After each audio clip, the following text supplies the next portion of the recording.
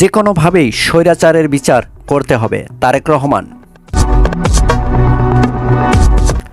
5ই ফেব্রুয়ারি বুধবার আমরা বিএনপির পরিবারের উদ্যোগে ফেনী, নোয়াখালী ও লক্ষ্মীপুর জেলায় অনুষ্ঠিত জুলাই আগস্ট বিপ্লবে ৪৫ জন শহীদ পরিবারকে আর্থিক সাহায্য এবং জারবের গুলিতে নিহত মোহাম্মদ মাসুদের পরিবারকে ঘর উপহার উপলক্ষে সোনাগাজী সরকারি সাবের মডেল পাইলট উচ্চ বিদ্যালয় মাঠে ভার্চুয়ালি এক জনসভায় যুক্ত হয়ে প্রধান অতিথির বক্তব্যে বিএনপির ভারপ্রাপ্ত চেয়ারম্যান ও আমরা বিএনপির পরিবারের প্রধান উপদেষ্টা তারেক রহমান বলেন, স্বৈরাচার পালিয়ে যাওয়ার আগে দেশের সব কিছু ধ্বংস করে দিয়ে গেছে।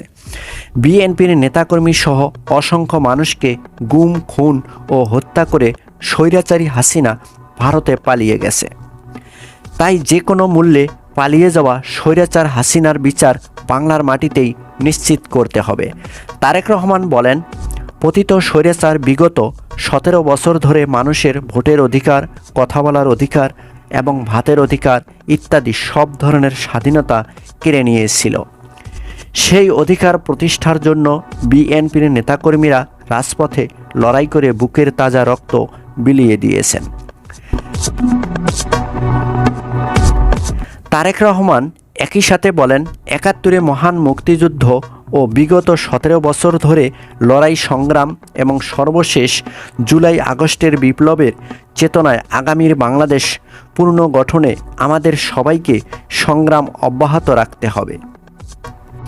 বিএনপির ভারপ্রাপ্ত চেয়ারম্যান তারেক রহমান বলেন, এখন দেশে যে সংস্কারের কথা বলা হচ্ছে সেই সংস্কারের প্রস্তাব বিগত 2.5 বছর পূর্বে আমরা পালিয়ে যাওয়া স্বৈরাচার শেখ হাসিনাকে দিয়েছিলাম, কিন্তু দুর্নীতিবাজ গণহত্যাকারী স্বৈরাচার শেখ হাসিনা আমাদের সেই প্রস্তাব আমলে নেয়নি। আর সেই বিশ্বাস থেকেই আমরা জাতির সামনে নতুন করে 31 দফা উপস্থাপন করেছি, যাতে এই 31 দফার মাধ্যমে বিএনপি দেশ ও জনগণের কল্যাণে কাজ করতে পারে। বিএনপির ভারপ্রাপ্ত চেয়ারম্যান তারেক রহমান এবং তার বাবা শহীদ রাষ্ট্রপতি জিয়াউর রহমানের কথা স্মরণ করে বলেন, আপনারা দেখেছেন বিএনপির প্রতিষ্ঠাতা ও শহীদ রাষ্ট্রপতি জিয়াউর রহমান কিভাবে দেশ পরিচালনা করেছেন, কিভাবে তিনি কলকারখানা প্রতিষ্ঠা করে দেশের মানুষের জন্য কর্মসংস্থানের সুযোগ তৈরি করে দিয়ে গেছেন, খাল খনন করে কর্মসূচির মাধ্যমে খাদ্য সমৃদ্ধশালী দেশ হিসেবে প্রতিষ্ঠা করে গেছেন শহীদ প্রেসিডেন্ট জিয়াউর রহমান। একই সাথে তারেক জিয়া বলেন, বিএনপির শাসন আমলে আপনাদের দেশনেত্রী বেগম খালেদা জিয়া কিভাবে দেশ পরিচালনা করেছেন আপনারা তা দেখেছেন। বেগম খালেদা জিয়া মেয়েদের শিক্ষার পাশাপাশি বাংলাদেশের শিক্ষা ব্যবস্থাকে ঢেলে সাজিয়েছেন বলে মন্তব্য করেন তারেক জিয়া। তিনি বলেন, বেগম খালেদা জিয়া কর্মসংস্থানের জন্য নতুন নতুন কলকারখানা তৈরি করে গেছেন। পরিশেষে বিএনপির ভারপ্রাপ্ত চেয়ারম্যান তারেক জিয়া অন্তর্বর্তী সরকারকে ইঙ্গিত করে বলেন, বর্তমান সরকারের আমলে সংস্কারের নামে হেয়ালিপনা না করে, অর্থাৎ সময় যেন দীর্ঘ থেকে দীর্ঘতর না হয় সে ব্যাপারে সবাইকে সজাগ থাকতে হবে। বর্তমান বাজার মূল্যের ঊর্ধ্বগতির কারণে মানুষের মনে হতাশার সৃষ্টি হয়েছে বলে জানিয়ে তারেক রহমান বলেন, দ্রব্যমূল্যের ঊর্ধ্বগতি কমিয়ে শিক্ষা, স্বাস্থ্য ও নতুন নতুন কর্মসংস্থান তৈরি করে জনগণের প্রত্যাশা পূরণে আমাদেরকে খেয়াল রাখতে হবে। দ্রুত জাতীয় নির্বাচনের তাগিদ দিয়ে বিএনপির ভারপ্রাপ্ত চেয়ারম্যান বলেন, জনগণের নির্বাচিত সরকার দেশ পরিচালনার দায়িত্ব পেলে দেশে আইনের শাসন প্রতিষ্ঠা হবে এবং তিনি বলেন, সব শহীদের কাঙ্ক্ষিত স্বপ্নের দেশ বিনির্মাণ করা সম্ভব হবে তখনই।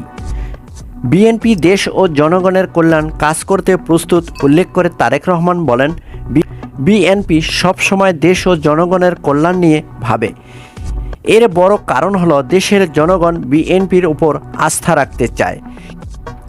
কিভাবে রাজনৈতিক দল হিসেবে বিএনপি আরও জনপ্রিয় হয়ে উঠবে এবং দেশ ও জনগণের কল্যাণ কাজে আসবে সেই বিষয়ে নেতাকর্মীদের মধ্যে দিক নির্দেশনা দেন বিএনপির ভারপ্রাপ্ত চেয়ারম্যান তারেক রহমান।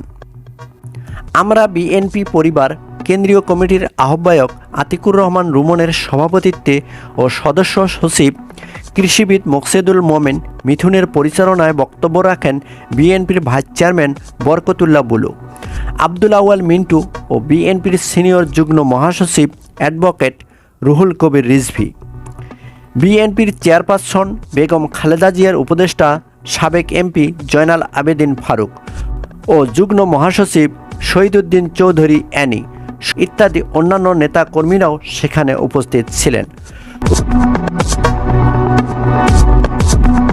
উক্ত অনুষ্ঠানটি শেষকালে 2016 সালের 25শে জুন জারবের গুলিতে নিহত মোহাম্মদ মাসুদের পরিবারকে ঘর এবং ফেনী, নোয়াখালী ও লক্ষ্মীপুরের 24শে ছাত্র জনতার আন্দোলন চলাকালে 45 জন শহীদ পরিবারের কাছে বিএনপির পক্ষ থেকে আর্থিক অনুদান প্রদান করা হয়।